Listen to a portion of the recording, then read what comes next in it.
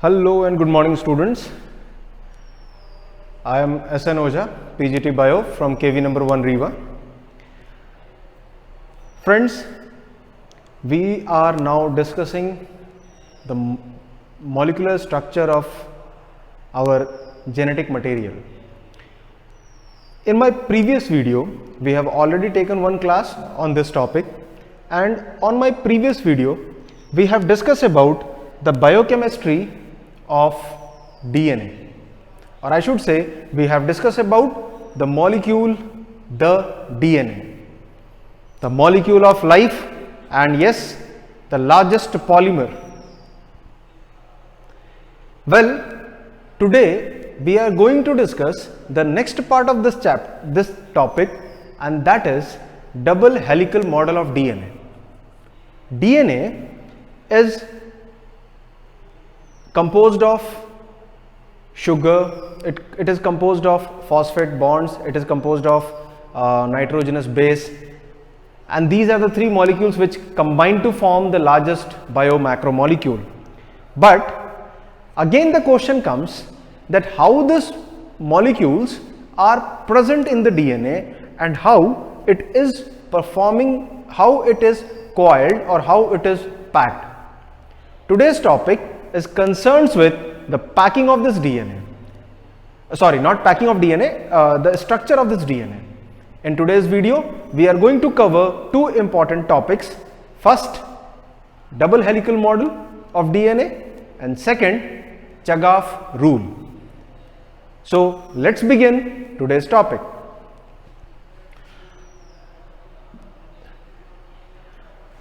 Well, if I am not wrong, this was my last diagram what we have discussed in the previous topic. The DNA molecule, whatever we have studied till now, it is something like this. A DNA molecule has two strands, and these two strands are anti-parallel. We know now with this time, suppose this is 3 prime, so this will be 5 prime, and this will be 5 prime, and this will be 3 prime. Regarding the concept of this 3 prime and 5 prime, I have already explained you. At 3 prime end, we have a free hydroxyl group, and at 5 prime end, we have a phosphate group. We have a phosphate group, or we can say we have a phosphate moiety. Actually, what we have studied like this, the two strands having adenine, thymine, cytosine and guanine, these two strands are not present in a straight line. Rather than it twists off and it takes the structure like this. This structure is only called as double helical model, because double helix, it is twisted, it is helixed. This is the 3D diagram or 3-dimensional diagram of this structure, right? Now let us discuss about the properties of this concept.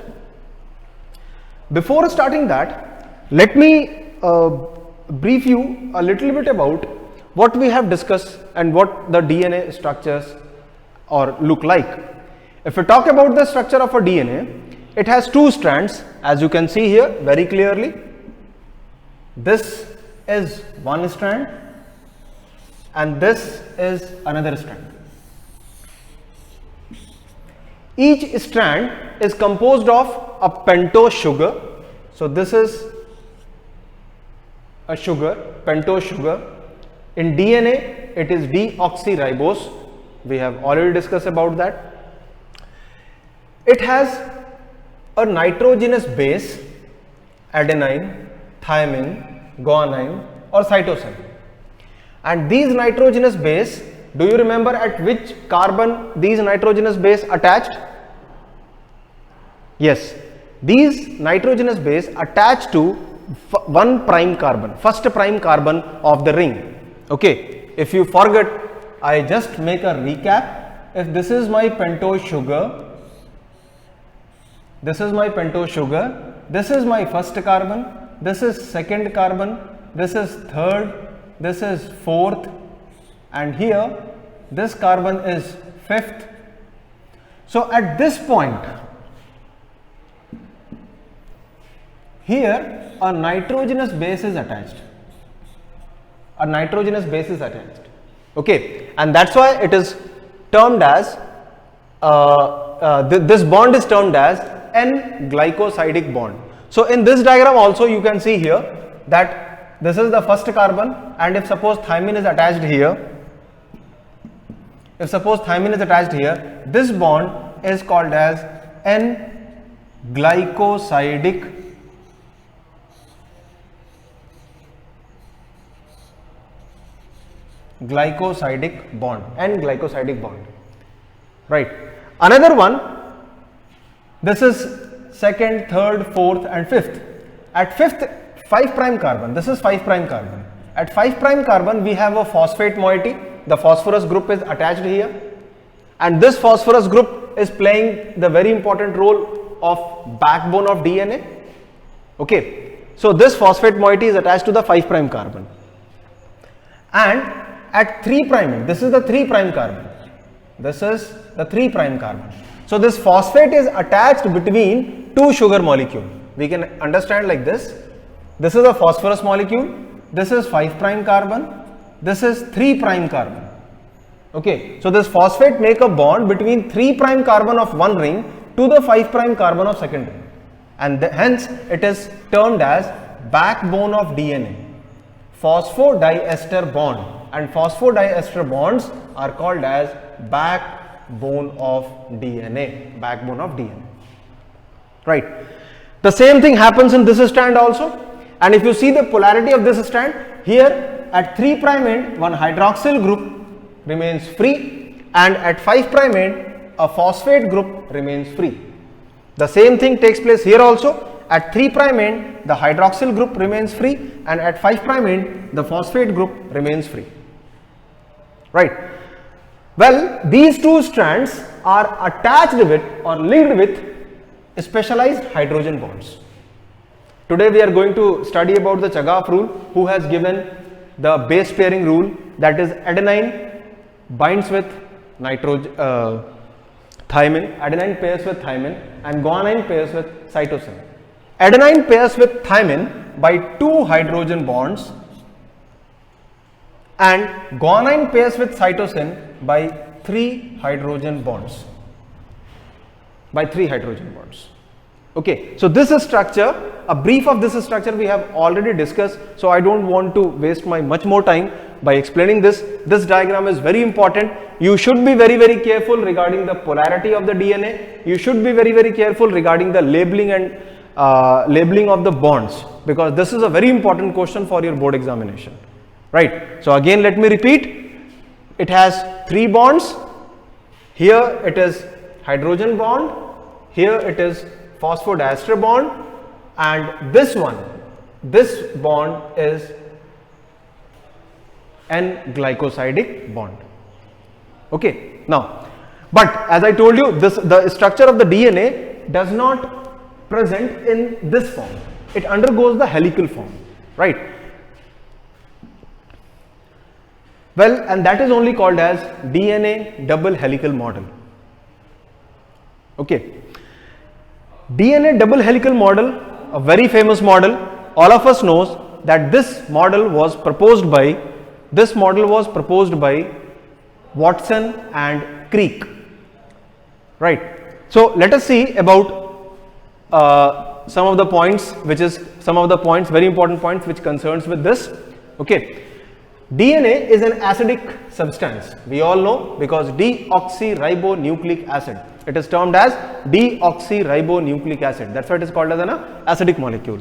It is first of all, it was identified by Friedrich Mischer, a very important scientist, who has first of all named this DNA as nuclein. Friedrich Mischer has given the name nuclein since it is present inside the nucleus, that is the central part of the cell, and it is acidic in its nature. In 1953, after the discovery of the very famous X-ray crystallography was proposed by 2 scientists, that is Wilkin and Rosalind.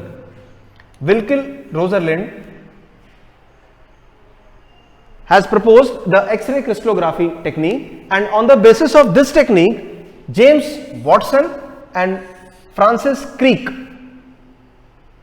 these both scientists have proposed about the DNA double helical model. That is, the DNA is present in the helix. So remember the name of the scientist, it is again very important. Friedrich Mischer nuclein. He has proposed the term nuclein, that is an acidic behavior of the DNA. Watson and Crick, they have proposed the double helical model. And Wilkins and Rosalind, they have proposed, they have discovered the X-ray crystallography technique. Okay, because sometimes in MCQ you may get confused about the name and their discoveries. Since these names and their discoveries are mentioned in the NCERT book, so it is very important to note it down. Right. So this is all about a little bit of history of the DNA. Right. Now let us understand the postulates of double helical model of DNA, which was proposed by Watson and Crick. The important postulates, first point, DNA is made up of, it means DNA is made up of two polynucleotidic chain. Polynucleotidic chain. Again, what is nucleotide? A pentose sugar plus a nitrogenous base plus a phosphate group. These three compose to form nucleotide. Again I am repeating, a pentose sugar plus a nitrogenous base plus a phosphate group. The three combine to form nucleotide. And in DNA there are many nucleotides, hence it is called as polynucleotide. Polynucleotide. So it is made up of two polynucleotidic chain, as you have seen. One is running 3' to 5' and another one is running 5' to 3', where the backbone is constituted by sugar phosphate and the bases are projected inside. Right. So if you see this diagram, again, right, here this is the backbone, this is the strand, the nitrogenous bases are projected inside and sugar and phosphorus make to form a backbone or make to form the strands of the DNA. Okay. So let us come to the topic again. Right. The two chains are anti-parallel in the nature. Again a very important point. Anti-parallelity means what? One chain runs 3' to 5' and another chain runs 5' to 3'. It has a very important, very good significance regarding the stability of the DNA. In upcoming lectures we will study the DNA or RNA or protein, which is more stable. You came to know that DNA is a highly stable molecule and that's why it is present in most of the eukaryotic genomic set. Again the question arises, why? Why DNA is highly stabilized molecule? And in that, this is again a very important point because its two strands are anti-parallel. So if it's one strand run like this is 3', this is 5', it's another strand helix like this, and here this one is 5' and this one is 3'. Okay, so of one strand 3', 5', of another strand 5', 3'. So both the strands are anti-parallel to each other. That's again very important point. The bases of two strands are paired through hydrogen bonds, as now only we have discussed that by base pairs, and it forms a base pair. One base pair means one base of one strand with the another base of another strand. Both the bases pair together through a van der Waals forces, and that is called as hydrogen bond. So this is one strand, it's a base of one strand, this is the base of another strand. Both of these bases are connected to the hydrogen bonds. We know that adenine pairs with thymine by 2 hydrogen bonds, very important question, remember this, and guanine bonded with cytosine by 3 hydrogen bonds. by 3 hydrogen bonds. Okay, so as a result, always a purine comes opposite to the pyrimidine, because adenine pairs with thymine. So a purine is pairing with a pyrimidine, right? Which one is purine? Adenine. Which one is pyrimidine? Thymine. Don't forget all these things. And guanine is paired with cytosine by 3 important hydrogen bonds, right? So these are again some of the important concepts, that a purine is always paired with the pyrimidines. Okay. Next point of this postulate is 2 chains are coiled in a right hand fashion. Now again, it is a very important, this is a very important point here. We have DNA of left hand coiling and right hand coiling. Right hand coiling means the coiling takes place in this way. That is called as a right hand coiling. And left hand coiling means it is taking place in this way, right? So clockwise and anti-clockwise, right? Most of the DNA are termed as B DNA. There are multiple type of DNA, A DNA, B DNA, C DNA, D DNA, right? There are multiple types of DNA, but most of the type of DNA is B DNA because they are right-handed coiled. Okay, so this is again very important point to note down, because again in MCQ or in examination it is a very important postulate. Now, between the DNA, between the pitch of the helix, it's 3.4 nanometer distance, right? 1 nanometer, as you know, that 1 nanometer is equals to 10 raised to power minus 9 meter, right? And it has roughly 10 base pairs. It has roughly 10 base pairs. That means between 2 pitches, between 2 grooves, there are 10 base pairs, right? And the distance is 3.4 nanometer. So again, let me discuss. You can understand this point in this diagram. Okay. Now, as you can see here, this is the coiling of the DNA. Here it is one groove, which is called as a major groove, and here it is another groove that is called as a minor groove, right? So one major groove to one minor groove up to here. This is called as one pitch. One pitch. So we can take that the distance between 2 consecutive major groups, or we can say it like that also, the distance between 2 consecutive minor groups. 2 consecutive minor groups, right? So this is called as a one pitch or called as a one helix. So in the one helix is 34 angstrom, or we can take it as a 3.4 nanometer, right? So how many base pairs are there from here to here? Approximately how many base pair are there?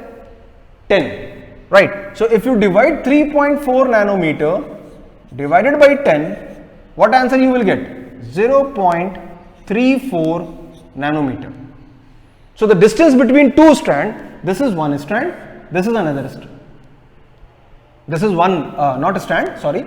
This is one pair, and this is another base pair. So the distance between these 2 base pair is 0.34 nanometer. 0.34 nanometer, right? And the distance from one to another helix, the distance of the helix is 3.4 nanometer. 1 nanometer is 10 raised to power minus 9 meters, right? At the same time,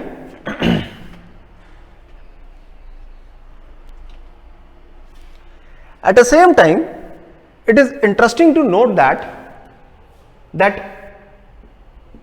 the plane of one base is stacked over the another in double helix. This in addition to hydrogen bond. That is, hydrogen bonds, whatever it is providing the stability. But beyond this hydrogen bond, the plane of one overlap on the plane of other. Now let me again discuss you from this diagram. So as you can see here, DNA, I have seen most of the student, if we will tell them to draw the DNA, they will draw it like this. Actually this is a wrong diagram. Since it is a simple diagram, so most of the students prefer to draw it. Actually it is the wrong diagram. Okay, here the diagram should be, if suppose this is one strand, the another strand stick over it. It runs like this. Okay, so that this portion and this portion pack together, which provide the extra stability of the DNA. Okay, again for much more explanation, we can see this diagram, right? And let me recap all the points of this Watson and Crick model, a very famous Watson and Crick model. So according to the Watson and Crick, there are two strands of DNA. So these are the two strands of DNA.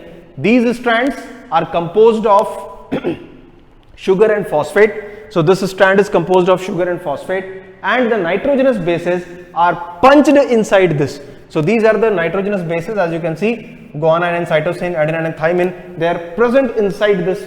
They are punched inside this, both the strands. These both the strands are anti-parallel to each other. So as I told you, that if this is 5 prime, this will be 3 prime, and if this is 3 prime, this will be 5 prime. So one strand runs like this, another strand runs like this, and that's why it is called as an anti-parallel. They are not parallel, they are anti-parallel in their nature, right? Both the strands, the nitrogenous bases are stabilized further by van der Waals forces, that is hydrogen bond. Okay, and from here to here, this is one groove, this to another. From here to here, the distance is 3.4 nanometer, and from here to here there are total 10. 1, 2, 3, 4, 5, 6, 7, 8, 9, 10. So from here to here there are 10 base pairs, roughly 10 base pairs. So if we talk about the distance between the two consecutive base pairs, so that is 3.4 divided by 10, and this will gives you 0.34 nanometer. So the distance between two consecutive base pairs is 0.34 nanometer. And yes, one more interesting point here, that both these strands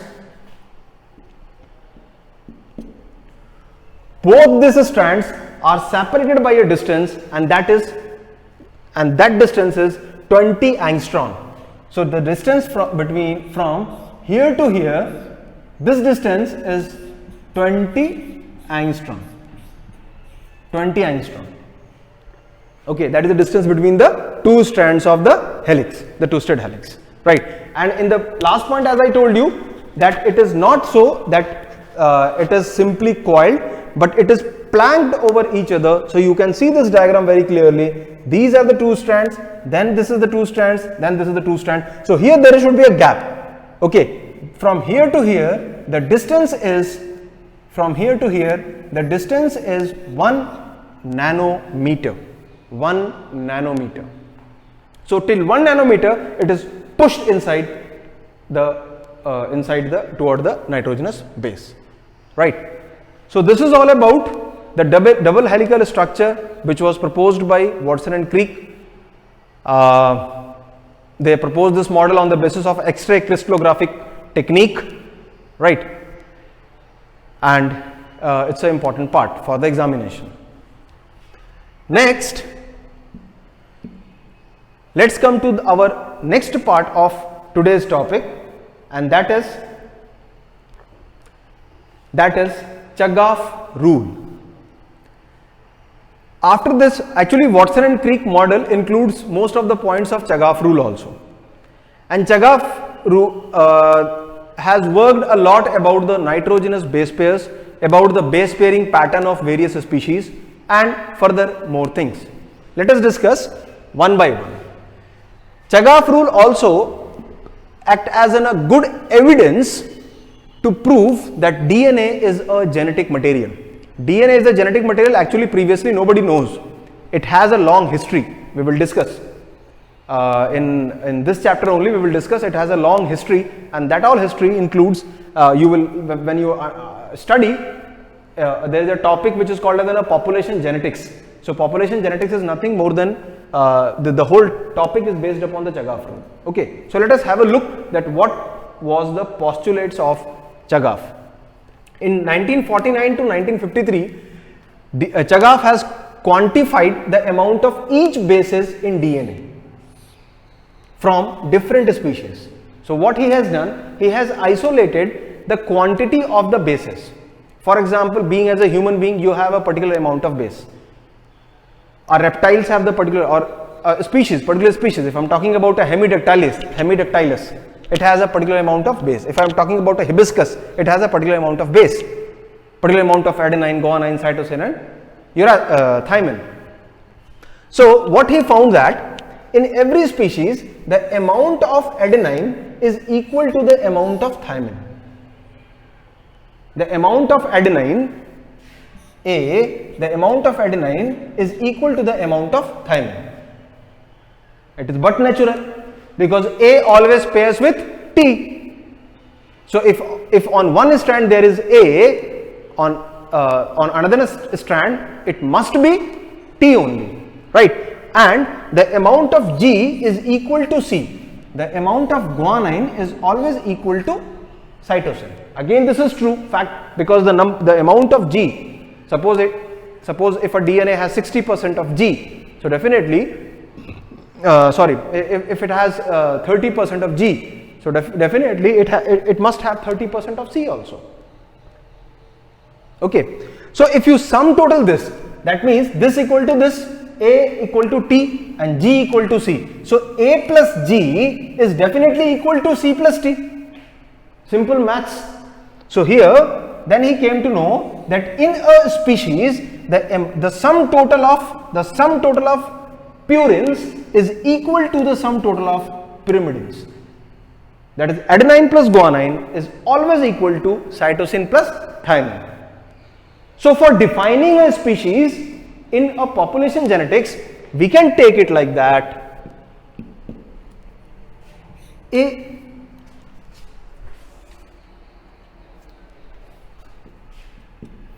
can take it like that: A plus G divided by C plus T is equals to 1. That is, sum total of purine divided by sum total of pyrimidine will always remain constant for a species. It may or may not be 1, but it remains constant for a species. On the basis of this only, Hardy and Winberg has proposed its population genetics principle. You will came to know. Okay, so the percentage of GC and the percentage of AT verified from the species to species are varied from species to species, but always add up to the 100. So the net percent of GC may vary, the net percentage of AT may vary, but the sum total of GC AT, that is always up to 100%. It cannot go beyond the 100%. A very, very important point in Chagaff rule. Okay. Next,